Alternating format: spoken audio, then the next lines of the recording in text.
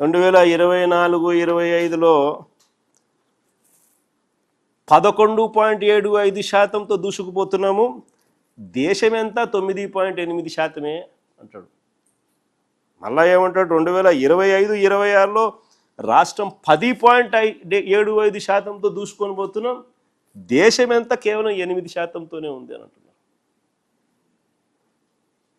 అంటే 9.64% ఆదాయాల growth rate నమోదు చేస్తే కేంద్రం,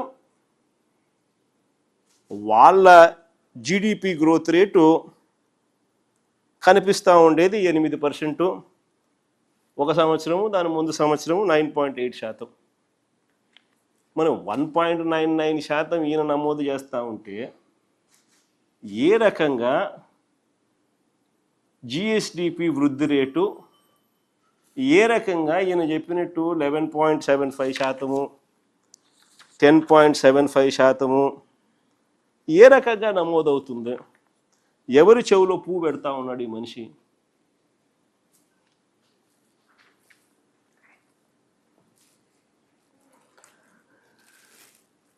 అసలు చంద్రబాబు నాయుడు గారి పాలనలో రాష్ట్రానికి ఆదాయాలు రావడంలా, రాష్ట్రానికి వచ్చే ఆదాయాలు తగ్గుముఖంలో ఉన్నాయి. పెరుగుదల అనేది మిగతా రాష్ట్రాలతో పోలిస్తే మనం ఎందుకు పెరగడంలా? కారణం రాష్ట్రానికి సంబంధించిన ఆదాయాలు రాష్ట్రానికి రావడంలా. రాష్ట్రానికి సంబంధించిన ఆదాయాలు పక్కదో బట్టి చంద్రబాబు నాయుడు గారి జోబిలేకింత, ఆయనకు సంబంధించిన ఎమ్మెల్యేలకింత, ఆయనకు సంబంధించిన బెనామీలకింత అందరూ పంచుకుంటా ఉన్నారు. దోచుకో పంచుకో తినుకో అన్నట్టుగా. రాష్ట్రానికి సంబంధించిన ఆదాయాలు ఇసుక తీసుకున్నా, మట్టి తీసుకున్నా, సిలికా తీసుకున్నా, లాటరైట్ తీసుకున్నా, గ్రనైట్ తీసుకున్నా, లిక్కర్ మాఫియా ద్వారా లిక్కర్ ఆదాయం తీసుకున్నా, లేదా ప్రభుత్వ భూములు ఎడాపెడా నచ్చిన వారికి నచ్చిన రేటుకు ఎడాపెడా అమ్మే పరిస్థితి తీసుకున్నా, ఇలా వనరులన్నింటినీ కూడా దోచేస్తూ ఉన్నారు. కాబట్టి రాష్ట్రానికి సంబంధించిన ఆదాయాలు రాష్ట్రానికి రావడంలా. మరోవైపు చూస్తే ఆయనకో విమానంతో పాటు ఒక హెలికాప్టరు, ఆయన కొడుక్కో విమానం, ఆ విమానంతో పాటు ఒక హెలికాప్టరు, తర్వాత ఆయనకు మద్దతు ఇస్తూ ఉన్న ఆయన గారి డిప్యూటీ సీఎం పవన్ కళ్యాణ్ గారికి ఆయనకు ఒక విమానం, మళ్ళీ ఆయనకు ఒక హెలికాప్టరు. అందరూ గాల్లోనే. ముఖ్యమంత్రి గారు కొడుకు ఒక పూట విజయవాడలో ఉంటే మరో పూట హైదరాబాద్లో ఉంటాడు. ఇంకో పూట ఈ కొడుకు క్రికెట్ మ్యాచ్ కోసం పక్క దేశం వెళ్ళి కొలంబోలో మ్యాచ్ చూస్తాడు రాత్రికి. మరుసటి రోజు ఉదయం మళ్ళీ విజయవాడలో ఉంటాడు. మళ్ళీ ఆ సాయంత్రం విజయవాడ నుంచి ఢిల్లీకి పోతాడు. అంతే, ప్రైవేట్ విమానాలే. దేశంలో బాధ్యతాయుతమైన పదవుల్లో ఉన్న వాళ్ళు ఇలా జల్సాలు చేసిన సంబరాలు ఎక్కడైనా ఉన్నాయా?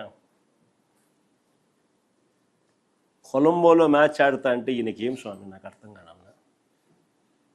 ప్రైవేట్ ఫ్లైట్లో కొలంబోకు పోయి మ్యాచ్ చూస్తాడు. ఈ టీవీ చూస్తే కనపడదా మ్యాచ్?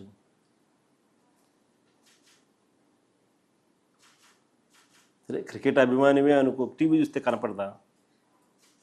నేను కూడా నిన్న టీవీలోనే చూసిన మ్యాచ్.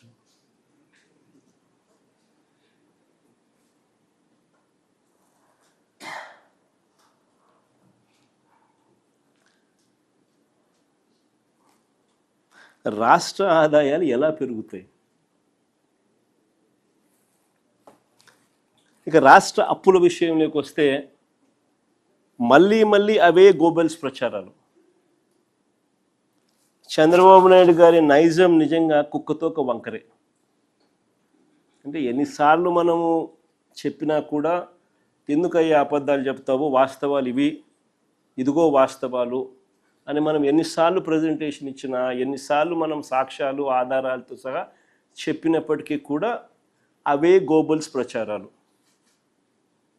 అవే అబద్ధాలు రిపీటెడ్గా. కుక్కతోక కూడా ఎప్పుడైనా మీరు గమనించే ఉంటారు. దాన్ని కరెక్ట్ చేయడానికి నువ్వు ఇటు చేయండి, అది మళ్ళీ ఆయనకి వెళ్ళిపోతుంది. అందుకనే సామెత కూడా అంటారు కుక్కతోక వంకర అని. చంద్రబాబు నాయుడు గారి నైజం కూడా కరెక్ట్గా అంతే. మొన్నటి బడ్జెట్ ప్రసంగంలో కూడా ఏకంగా 9.74 లక్షల కోట్లు అప్పులు మేము మిగిల్చామంటారు. బడ్జెట్ ప్రసంగంలో వీళ్ళన్న మాటలు అసలు నిజాలేంటో తెలుస్తాయని, రాష్ట్రానికి సంబంధించిన అప్పులు ఎంతుంటాయో రాష్ట్ర ప్రజలకు ఎక్కడ తెలిసిపోతుందేమోనని ఏకంగా బడ్జెట్ పేపర్స్లో అప్పులకు సంబంధించిన టేబుల్ వాల్యూమ్ నెంబర్ 6 ఈ బుక్లో ఉంటుంది. వాల్యూమ్ నెంబర్ 6 బుక్లో దీనికి సంబంధించిన టేబుల్ పూర్తిగా ఎత్తేసినారు, కనపడదు. ఇది ఎప్పుడు జరగదు మామూలుగా. నేను ఆశ్చర్యంగా చంద్రబాబు నాయుడు గారిని ఒకటే అడుగుతా, అయ్యా చంద్రబాబు నాయుడు గారు, ఇక్కడ దాచిపెట్టవచ్చు కానీ మీరు ప్రజెంట్ చేసిన చంద్రబాబు నాయుడు గారు ప్రజెంట్ చేసిన మీ తొలి బడ్జెట్